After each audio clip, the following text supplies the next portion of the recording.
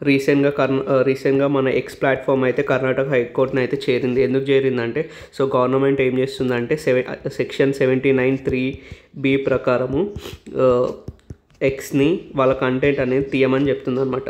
So బేసికల్గా ఈ X ఎందుకు పోయిందంటే కర్ణాటక హైకోర్టు దగ్గరికి సెక్షన్ 69A ఇంప్లిమెంట్ చేయవచ్చు కదా, సెక్షన్ 79(3)B కాకుండా.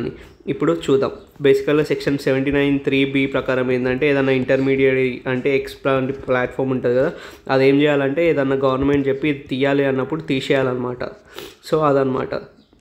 నెక్స్ట్ సెక్షన్ 69Aలో ఏముంటుందంటే గవర్నమెంట్కే యాక్సెస్ ఉంటుంది. గవర్నమెంటే చూసుకొని ఏమంటారు కంటెంట్ ఏదన్నా మంచిగా లేకపోతే దాన్ని బ్లాక్ చేయొచ్చు అనమాట. సో అందుకే ఎక్స్ అనేది పోయిందనమాట.